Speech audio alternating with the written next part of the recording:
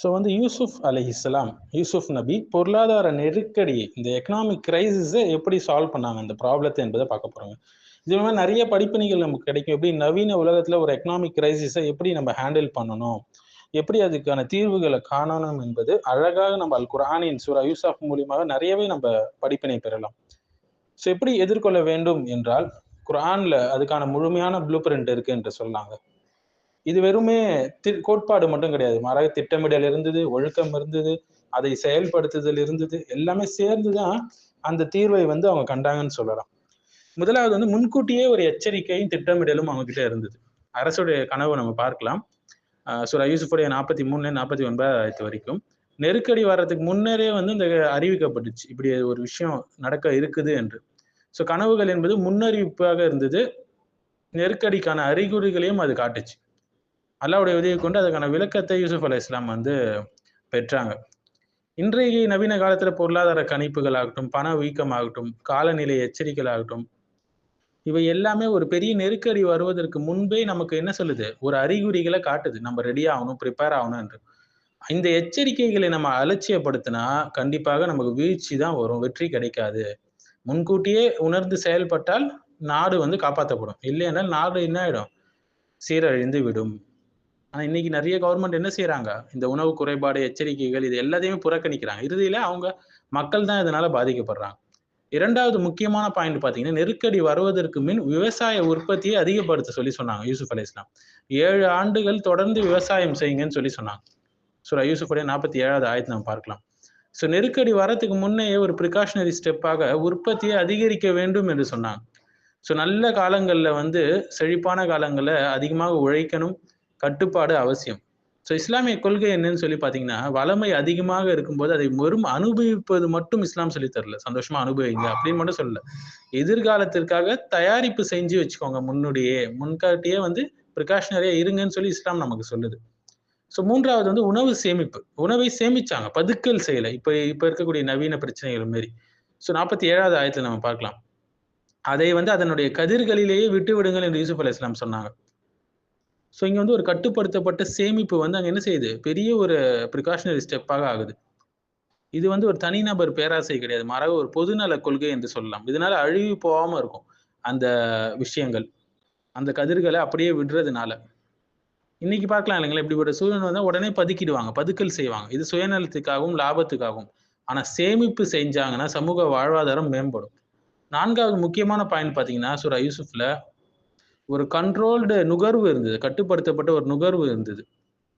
47வதுலேருந்து 48வது வசனம் வரைக்கும் பார்க்கலாம். தேவைக்கு மேல உண்ண வேண்டாம் என்பதை வந்து ஒரு ஆலோசனையாக அவங்க சொன்னாங்க மக்களுக்கு. வீண் செலவு செய்யக்கூடாது, ஆடம்பரத்தை தவிர்க்க வேண்டும். அதுதான் அல் குர்ஆனுடைய 7வது அத்தியாயம் 31வது வசனத்துல பார்க்கலாம். உண்ணுங்கள், பருங்கள், ஆனா வீண் வரையும் செய்யாதீர்கள் சொல்லி அல்லாஹ் சுப்ஹானஹு வ தஆலா சொல்றான். ஸோ இன்றைய பிரச்சனையே என்னன்னு பார்த்தீங்கன்னா, நவீன காலத்துல இருக்கக்கூடிய கடன் கலாச்சாரம் ஆகட்டும், நுகர்வுவாதம் ஆகட்டும், இது எல்லாமே இன்றைய காலத்து நவீன பிரச்சனைகள். இதனால வந்து பெரும்பாலும் வந்து மக்கள் தான், சாமானிய மக்கள் தான் அதிகமாக பாதிக்கப்படுறாங்க. 5வது முக்கியமான பாயிண்ட் என்னன்னு பார்த்தீங்கன்னா, பஞ்ச காலத்துல வந்து நீதியாக என்ன செஞ்சாங்க, விநியோகம் செஞ்சாங்க யூசுப் அலைஹிஸ்ஸலாம். யாருக்கும் ஃபேவரட்டிசம் காட்டல. எல்லாருக்கும் நீதியா நடந்தாங்க. ஏழையா இருந்தாலும் சரி, பணக்காரனா இருந்தாலும் சரி. 56லேருந்து 58வது வசனம் படிச்சு பார்த்தா நமக்கு தெரியும். நேரடியாக விநியோகத்தை அவங்களே கண்காணித்தாங்க. யாருக்கும் பாகுபாடு காட்டல. கள்ள சந்தைகள்லாம் இல்ல இப்ப இருக்கிற மாரி. வெளிநாட்டவர்களுக்கு கூட உணவு வழங்கப்பட்டுச்சு. வெறும் மிஸ்ர்ல இருக்கக்கூடியவங்களுக்கு மட்டுமல்ல. மற்ற சுற்றுப்புற சூழல்ல இருக்கக்கூடியவங்க வந்தவங்களுக்கும் உணவு இருந்தது. ஸோ நெருக்கடியில தான் ஒரு தலைமைத்துவ தன்மை வந்து வெளிப்படும் இல்லைங்களா? ஒரு நல்ல அஹ்லாக் என்பது வெளிப்படும். அது யூசுப் அலைஹிஸ்ஸலாம் வெளிப்படுத்தினாங்க. 6வது முக்கியமான பாயிண்ட் என்னன்னா, தகுதி அடிப்படையிலான ஒரு ஆட்சி நடந்தது. அவங்க வந்து நாட்டின் களஞ்சியங்களுடைய பொறுப்பை எனக்கு ஒப்படைங்க. நான் வந்து நிச்சயமாக அதற்கு கல்வியுடையவனாக இருக்கிறேன், அதை பாதுகாக்கக்கூடியவனாக இருக்கேன்னு சொல்லி யூசுப் அலைஹிஸ்ஸலாம் அந்த போஸ்டிங்க வாங்கிக்கிறாங்க. ஏன்னா நாடே வந்து அழியக்கூடிய வாய்ப்பு வருது. அது முன்கூட்டியே அவங்க கணிச்சு என்ன செய்றாங்க, அதுக்கான தயாரிப்பு மெஷர்ஸ எடுக்குறாங்க. 55வது அத்தியாயத்துல நம்ம பார்க்கலாம். ஸோ ஒரு பொருளாதார தலைமையுடைய எந்த தலைமையா இருந்தாலும் சரி 2 அடிப்படை தகுதிகள் இருக்கணும். அவர் அமீனாக இருக்கணும், நம்பிக்கைக்குரியவராக இருக்கணும், அலீமாக இருக்கணும். அவரு கல்வியுடையவராக, திறமைசாலியாக, ஹிக்மத் உடையவராக இருக்கணும். ஸோ வம்சத்தின் அடிப்படையில, புகழின் அடிப்படையில அல்ல தேர்ச்சி என்பது தலைமைத்துவத்துக்கு ஒருத்தவங்கள.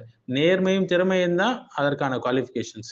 7வது படிக்கட்டு என்னன்னு சொல்லி பார்த்தீங்கன்னா, பொருளாதாரத்துக்கு முன் ஒழுக்கம் சீர்படுத்தப்பட வேண்டும். யூசுப் அலைஹிஸ்ஸலாம் சூரா யூசுஃப்ல நம்ம பார்க்கலாம். ஒழுக்கம் இல்லாமல் ஒரு பொருளாதார சீர்திருத்தம் வந்து தோல்வியில கொண்டு போய் தான் நம்மளை விடும். ஒரு தனிப்பட்ட நேர்மை ஒருத்தவங்க கிட்ட இல்லைன்னா அந்த அவர் சொல்லக்கூடிய பொதுவான கொள்கை ஒருபோதும் நிலைக்காது. யூசுப் அலைஹிஸ்ஸலாம் ஊழலை நிராகரித்தாங்க. 23வது வசனத்தை நம்ம பார்க்கலாம். ஒழுக்கமின்மையை விட சிறை எனக்கு மேலாதுன்னு சிறையை தேர்ந்தெடுத்தாங்க. அவருக்கு அல்லாஹ் சுப்ஹானஹு வ தஆலா என்ன செய்யறான்? அதை விட சிறந்ததை தரான். என்னது? நாட்டினுடைய ஒரு மிகப்பெரிய பொறுப்பை தரான். மக்களை காப்பாற்றக்கூடிய ஒரு மிகப்பெரிய பொறுப்புல அவன் கொண்டு போய் வைக்கிறான். ஸோ பஞ்சம் வந்து நிறைய நாடுகளை பாதிச்சிச்சு, சுற்றி இருக்கக்கூடிய நாடுகளை. எகிப்து தான் அப்போ வந்து ஒரு பிராந்திய உணவு மையமாக மாறுச்சு என்று சொல்லலாம். ஒரு சென்டர் லொகேஷனா ஆச்சு. ஸோ நெருக்கடி காலத்துல அவங்க நீதமா செலவிட்டாங்க மக்களுக்கு. ஸோ ஒரு புறம் நம்ம என்ன தெரிஞ்சுக்கணும், நெருக்கடிகள் வந்து அல்லாஹ்வுடைய தண்டனை இல்லைங்க பெரும்பாலும். அது வந்து ஒரு சோதனை. இதன் மூலியமாக சமூகம் தூய்மை அடையும், நல்லவர்கள் உயர்த்தப்படுவார்கள், ஊழல்காரர்கள் அப்பதான் வெளிப்படுவாங்க, யார் ஊழல் செய்யறவன், நல்லவன், கெட்டவன் என்பது. ஸோ சூரா யூசுஃப்ல இருந்து நமக்கு கிடைக்கக்கூடிய பொருளாதார கொள்கைகள்னு சொல்லி பாத்தீங்கன்னா, பதற்றம் அடைவதற்கு முன் திட்டமிடல் இருக்கணும். சுகபோகமா வாழ்வதற்கு முன்னாடி நம்ம என்ன செய்யணும், அதே நேரத்துல ஃபியூச்சருக்கான ப்ரிகாஷனரி ஸ்டெப்ஸை நம்ம எடுக்கணும். அதாவது சேவிங்ஸ் இருக்கணும். பதுக்கல் இல்லாத சேமிப்பு ஒரு அந்த நாட்டில் நிலைப்படுத்தப்படணும். ஒரு கட்டுப்பட்ட ஒரு நுகர்வு அந்த இடத்துல இருக்கணும். நீதியான விநியோகம் இருக்கணும். தகுதி அடிப்படையில தலைமைத்துவம் வழங்கப்பட வேண்டும். பொருளாதாரத்தை அடித்தளமே ஒழுக்கம் தான். அதுதான் இஸ்லாம் சொல்லிக் கொடுக்குது.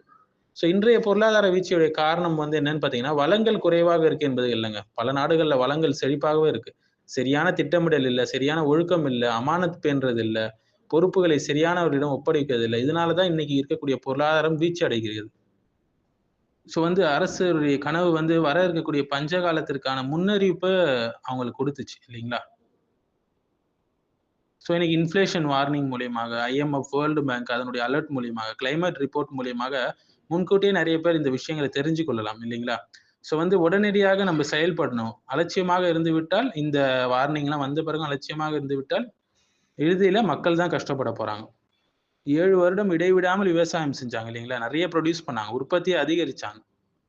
அன்னைக்கு அந்த எகிப்துல வந்து அந்த எச்சரிக்கையை அவங்க அலட்சியப்படுத்தல. ஆனால் இன்றைய உலகம் பெரும்பாலும் என்ன செய்யுது, பிறகு பார்த்துக் கொள்ளலாம் என்ற மனநிலை மென்டாலிட்டில நெருக்கடிக்கு உள்ளாக்குறாங்க மக்களை. ஸோ உணவு பாதுகாப்பு என்பது நாட்டினுடைய உண்மையான ஒரு பாதுகாப்புகள்ல ஒன்று என்று சொல்லலாங்க. இன்றைய காலத்துல பார்க்கலாம், நிறுவனங்கள் ஆகட்டும், பெரிய பெரிய நிறுவனங்கள் மற்றும் வியாபாரிகள் அத்தியாவசிய பொருட்களை பதுக்கிறாங்க.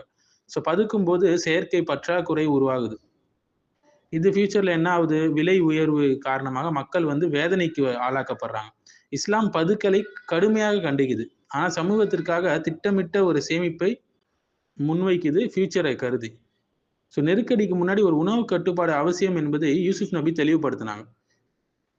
தேவைக்கு மேலாக கன்சியூம் பண்றது அங்க வந்து தவிர்க்கப்பட்டது. இன்றைய உலகில் இப்ப பார்க்கலாம்ல, இப்ப நீ வாங்கு, அப்புறமா பணம் இது பண்ணிக்கலாம், கட்டிக்கலாம் என்று இந்த கடன் கலாச்சாரம் அதிகமாயிடுச்சு. இப்ப இருக்கக்கூடிய EMI சொல்லவே தேவையில்ல. ஸோ மக்களை வந்து நிரந்தர அடிமைகளாக இவைகள் மாற்றிவிட்டன. வளமையான காலத்துல, செழிப்பான காலத்துல பணம் வீணடிக்கப்படுது, உணவு வீணடிக்கப்படுது. அதனால நெருக்கடியான காலத்துல மக்கள் வறுமைக்குள் ஆளாகிறாங்க. இதுதான் வந்து வீணடிக்காதீங்க, உண்ணுங்கள், பருங்கள் என்று இஸ்லாம் அழகான ஒரு சொல்யூஷன் சொல்லுது பொருளாதார சிக்கல்களுக்கு, இன்னும் நிறையான படிப்பினைகளுக்கு. ஸோ வந்து எல்லாருக்குமே யூசுப் அலைஹிஸ்ஸலாம் நீதியாக உணவு பங்கிட்டு கொடுத்தாங்க. எகிப்தை சுற்றியுள்ள ஊர்களுக்கும் சரி, யாரெல்லாம் கஷ்டப்பட்டாங்க அவங்க எல்லாருக்குமே சரி. ஏன்னா இன்றைய காலத்துல நம்ம பார்க்கலாம் இல்லைங்களா, பேரிடர் காலங்கள்ல கள்ள சந்தைகள் நிறைய உருவாகுது. அத்தியாவசிய பொருட்கள் வந்து அதிக விலைக்கு விற்கிறாங்க. கோவிடுடைய காலத்துல கூட பார்க்கலாம் இல்லைங்களா, ஆக்சிஜன், மருத்துவ படுக்கைகள் கூட வியாபார பொருளாக மாற்றிடுச்சு. மனித உயிருக்கு ஒரு மதிப்பே இல்லாம போயிடுச்சு. ஸோ தலைமை, இந்த கவர்மெண்ட் எல்லாமே நேரடியாக ஈடுபட்டால் மட்டுமே நெருக்கடியில் வந்து என்ன செய்ய முடியும், நீதியை நிலைநாட்ட முடியும். ஸோ இன்றைய காலத்துல பல பொருளாதார தோல்விகளுக்கு காரணம் வந்து தகுதி இல்லாத நபர்கள் முக்கிய பொறுப்புகள் இருப்பதுதான். உறவினர்களுக்கு பொறுப்பு கொடுக்கறது, பதவி கொடுக்கறது, அரசியல் ஆதரவாளர்களுக்கு கொடுக்கறது. திறமையற்றவர்கள் இதனால என்ன செய்யறாங்க, நிர்வாகத்தை கையாளும் போது இருக்கக்கூடிய நல்ல கொள்கைகள் தோல்வி அடையுது, வங்கிகள் வந்து வீழ்ச்சி பெறுது. ஆனால் இஸ்லாம் வந்து பொறுப்பு கொடுக்கலை வந்து ஒரு அமானத்தாக பார்க்க சொல்லுது. இன்றைய உலகில் நம்ம பார்க்கலாம் இல்லைங்களா, ஊழல் பெருச்சாலைகளாக இருக்கக்கூடியவங்க கையில தான் நாட்டினுடைய பொதுவான செல்வம் வந்து சிக்கிக்கொள்கிறது. இதனால சமூகத்துல எவ்வளவு நீதி இல்லாத தன்மைகள் வெளிப்படுது, பாதுகாப்பு இல்லாம இருக்கு, சமூகம் பாதுகாப்பு இல்லாம இருக்கு. ஸோ இன்றைய காலத்துல கூட பேரிடர்கள் அந்த காலத்துல வந்து மனிதர்களுடைய உண்மையான முகம் வெளிப்படுது இல்லைங்களா. சேவை செய்தவர்கள், அல்லாவுக்காக சேவை செய்தவர்கள் எல்லாருமே உயர்த்தப்படுறாங்க, மக்களால் நினைவு கொள்ளப்படுறாங்க வரலாறு முழுவதும். ஆனா கொள்ளையடிச்சவங்க, சொரண்ணவங்க எல்லாம் வரலாற்றுல என்ன செய்யறாங்க, மோசமான நபர்களாக பதிவு செய்யப்படுறாங்க. பிற்காலமும் அவங்கள மோசமாக காட்டப்படுறாங்க. சூரா யூசுப் வந்து நெருக்கடி வந்தது மக்களுடைய அழிவு கிடையாது, மாறாக ஒரு சோதனை. அந்த சோதனையை வந்து யூசுப் அலைஹிஸ்ஸலாம் சரியான முறையில கையாண்டாங்க. நேர்மையோடு இருந்தார்கள். யார் நல்லவங்க, யார் துரோகம் செய்பவர்கள் என்பது வெளிப்பட்டுச்சு இறுதியில. இப்ப இருக்கக்கூடிய எக்கனாமிக் கிரைசிஸ் எப்படி ஹேண்டில் பண்ணோம்ன்றது 3000 வருஷத்துக்கு முன்னாடி என்ன சொல்லுது? குர்ஆன் ஒரு முழுமையான தீர்வை தருகிறது இல்லைங்களா? சூரா யூசுப் மூலியமாக.